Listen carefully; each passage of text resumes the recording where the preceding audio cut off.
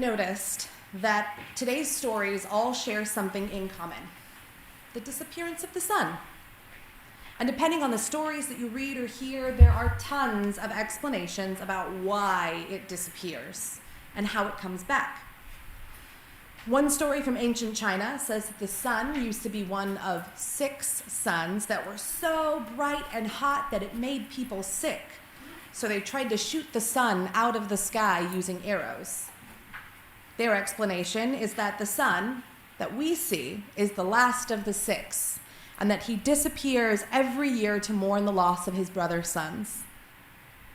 An Indian story says that the sun is actually a cow with a gentle, soft golden glow, and their solstice story comes from the telling of a story of a man so lonely when he could not get into the city he desired to, who stole the cow for himself, but returned it when he realized she would not shine for him.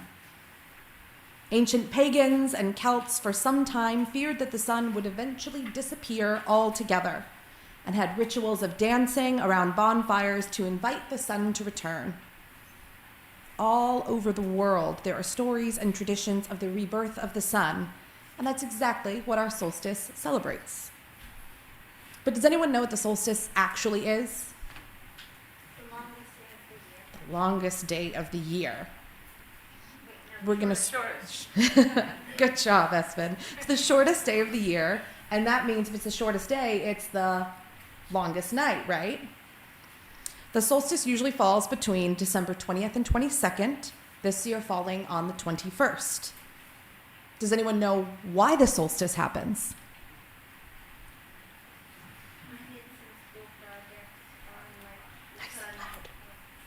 I did some school projects on how the sun moves in the sky, and basically, since our axis is tilted, as it rotates during the winter, the sun tends to set closer to the horizon. However, in the summer, it goes really high. Good job. I didn't remember that stuff when I was his age. So, Espen, do you know can you tell me another country that does not have a winter solstice right now? Since it has to do with the axis, can you tell me a country that doesn't have a winter solstice, where it might be summer right now? It's okay if you don't know.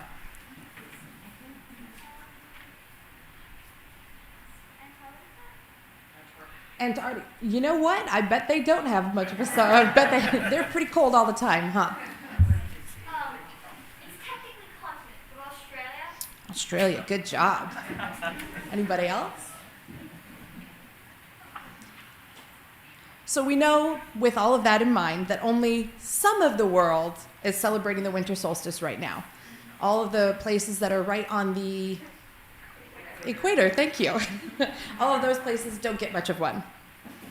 So in the parts of the world that celebrate the solstice in December, what it usually means is spring's coming. And which means once the snow melts away, if you get snow, but soon part of that rebirth isn't just the new year, but it's time again to start planting crops for the next year. And the solstice is as much about bringing in the coming of next season as it is about the sun returning to us. And maybe it sounds a little silly, the sun coming back. With the exception of today, it was pretty bright yesterday when I was writing this. California, on average, gets 275 days of sun every year. So maybe the idea of wondering if the sun was just going to up and disappear is kind of silly, huh? And it might not be easy for us to understand with centuries of good science to explain exactly why the sun is disappearing. So instead of thinking about the nights having grown longer and the days much shorter and a whole lot chillier, what are some things that the winter solstice can mean for us? If we think about it as a rebirth, what do we think that means? Can it maybe mean new beginnings? So what sort of things can we start as a new beginning this year? I'll give you an example and then I'll let you answer. I want to do things that make me feel good, but I don't always make time for them. I want to walk outside more when it's not raining. And I want to read more not school books. So I downloaded an app that breaks up my tasks into 30-minute periods, 25 minutes of work, 5 minutes of break time. I walk on my breaks, and I use it to read not school books. I read an entire book the other day using that app. It's a big deal for me. So what kind of things do all of you want to start fresh this year? And it can be anything. It doesn't have to be something life-changing. Be a pen pal with a friend. Be a pen pal with a friend. You could do a bit of like cleaning. Cleaning's good. I want to learn French. Want to learn French. Me too. Be on electronics. A little louder. Be on electronics. Be on electronics club. That sounds exciting. Oh, less. Oh, be on electronics less. Oh, see, I heard that as like a club at school. Sorry. Yeah, be on electronics less.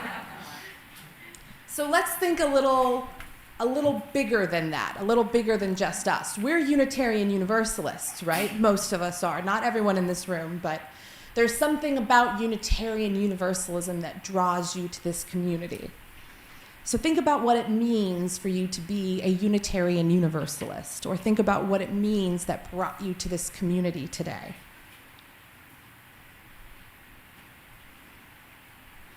Knowing those things that bring you here, what's something that the solstice can mean for us as Unitarian Universalists? It's a much bigger question, huh?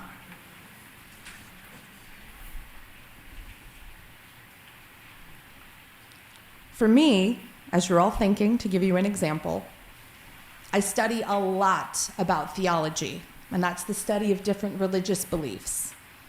And sometimes I read a lot of theology that maybe I don't agree with.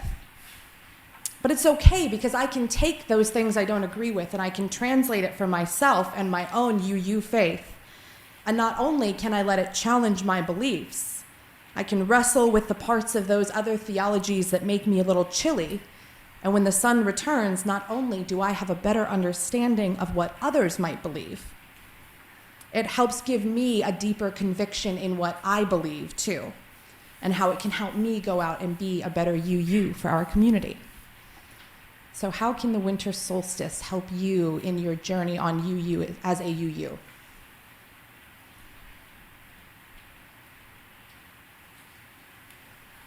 I'd like to find a way to get along with people. That's a big one, right? It's hard. When we disagree with people, sometimes it feels not so good, right? So how do we remember everyone's inherent worth and dignity and make sure that when we're having those conversations that are difficult, that we're honoring the fact that even if we don't agree, they still deserve to be here? What else? Anybody else?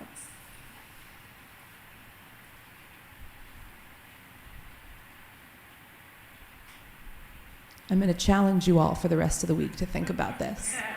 You can email me what you come up with. So as we go off this week, I encourage you to remember that, yes, the days are short and the nights are long and cold and maybe a little uncomfortable, but sometimes when we have that discomfort, when we have the opportunity for something to change, there's really, really big stuff on the horizon. One of the reasons pagans use a lot of greenery in their decorating is a reminder that the sun will return. And in the end, as the new season rises, so we will too. So may it be, and amen.